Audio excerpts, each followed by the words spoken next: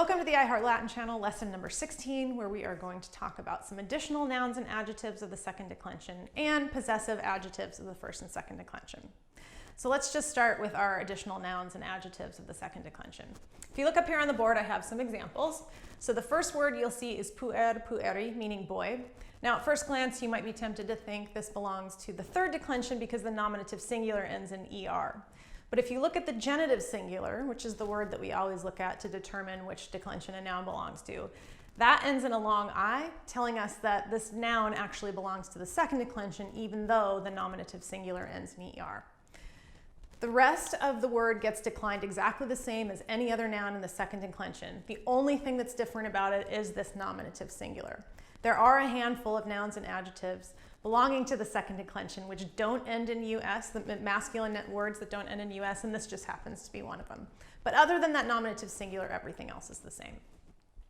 The same goes for this particular adjective, miser aum, meaning wretched. So again, if you look at this, first glance, you might be tempted to think, oh, that's a third declension adjective because I see this word ends in er.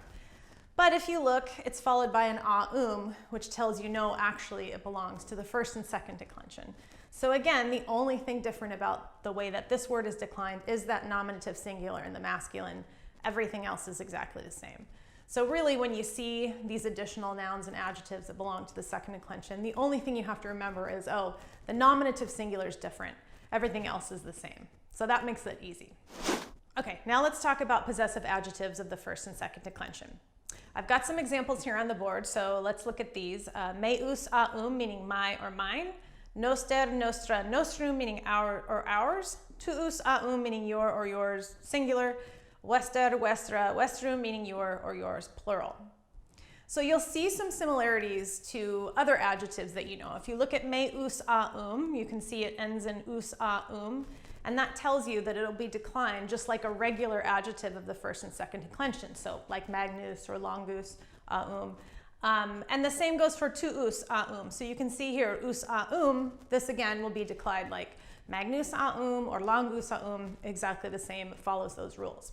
If we look at these two, noster and wester, we'll see that the nominative singular masculine ends in an er, and that should remind us, oh, it's just kind of like this one up here, miser aum, right? So noster, nostra, nostrum follows the pattern of miser, misera,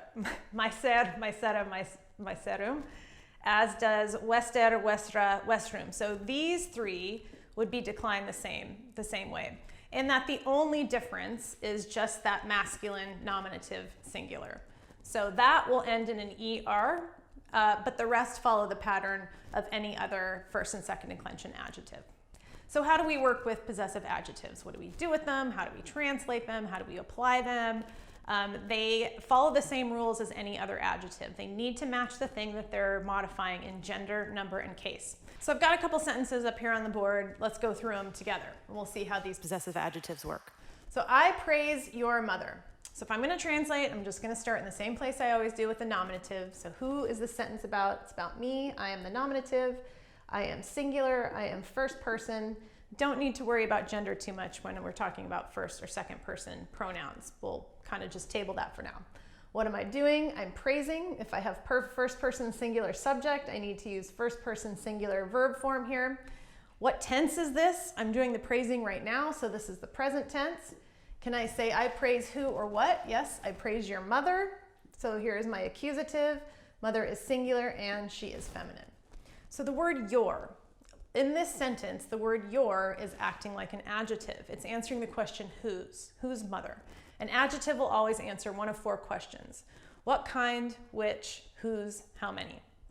So if this word is answering the question whose, it is an adjective. And since it's an adjective, it's going to follow the GNC rule, the gender, number, case rule.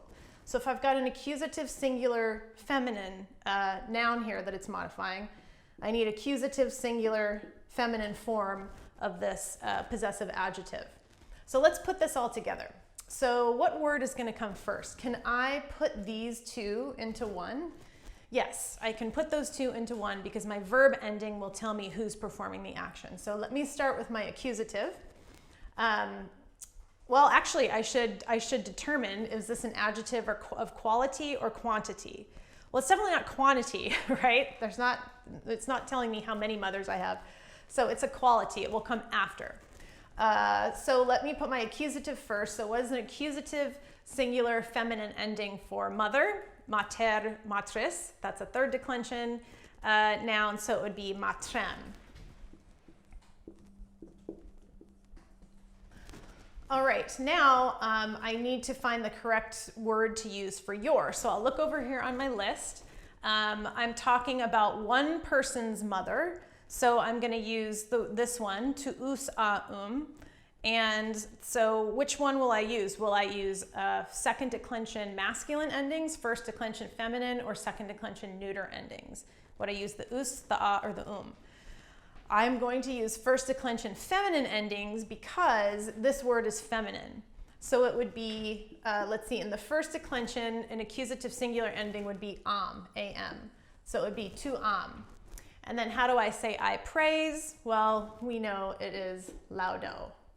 So the present tense, I would find that present tense stem, drop the are, would give me laud, put on my personal ending, laudo. So it'd be matrem to laudo.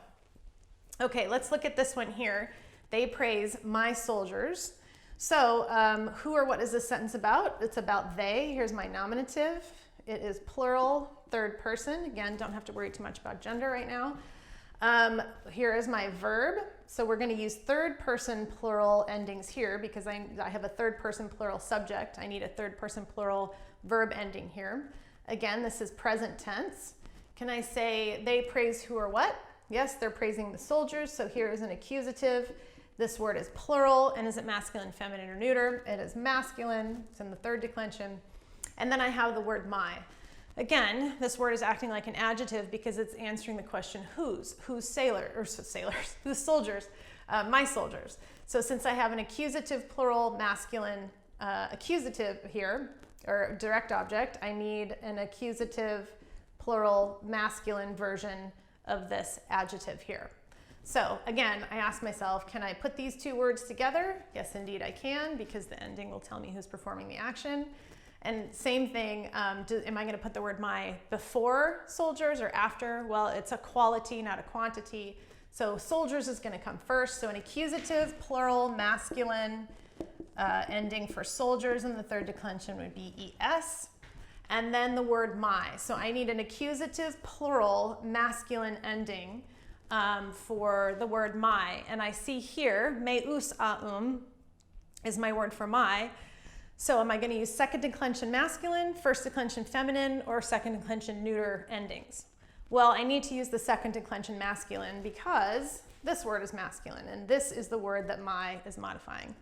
So I will use second declension masculine plural, which would be me os, right? Us, I, o, m, o, I, or mis, os, is. And then how do I say they praise? Well, at this point, hopefully, I'm pretty familiar with the present tense. It would be laudant. Now they give you these two examples in the Henley curriculum, and I actually kind of find their explanation a little bit confusing because what they're trying to tell you is that you're choosing the word my because this is actually the person that's doing the talking. If I said the sentence, they praise my soldiers, I'm the one talking, right? It's the my person that's talking. I find that confusing because I think that can throw you when you're trying to figure out the nominative. If I start thinking, well, this is the person talking, I might be tempted to think this is the nominative. So I think it's a lot easier just to stick to those adjective questions. Don't get too bogged down in who's doing the talking and who are we, talking about. Just ask yourself, what question does this word answer? If it answers one of the adjective questions, which kind, which kind, how many, whose, what kind, what kind, which, whose, how many, then it's an adjective and you don't have to think about so many other things. All right, one last thing I want to share with everybody. This is not in your Henley curriculum, but it's something that I've wondered about, so I just thought I'd share it with you. When to use a possessive adjective and when to use the genitive of a personal pronoun. So up until this point, to show possession, we've only had the genitive to work with if we wanted to express possession, right? Now we have these possessive adjectives. And so you may think, well, when do I use a possessive adjective and when do I use the genitive of those personal pronouns? It's a very, very subtle difference. And it kind of boils down to this. It kind of depends on what you're trying to express. So I will tell you that possessive adjectives are a lot more common. You'll see this construction much more often than you would the genitive of the personal pronoun. And the difference is subtle, but when I put it like this, you can probably see what the difference is. So pars mea would mean my part, my part of something. Pars mei would mean part of me. Now, that's an easy way to see the difference between those expressions. Here, there's an expression of the objective, which is the reason that you would use the genitive of a personal pronoun. This is just showing simple possession. So the possessive adjective construction is much more common than the genitive of the personal pronoun. So much more common, in fact, that I have a friend who sent her high schooler to this really super highfalutin fancy private school. And they were learning Latin, so I was like, ooh, can I look through your curriculum? So I'm thumbing through her curriculum. They didn't even teach their first year students the genitive. So boom, you just saved yourself untold amounts of money. You learned that for free. Thank you for watching. Walete.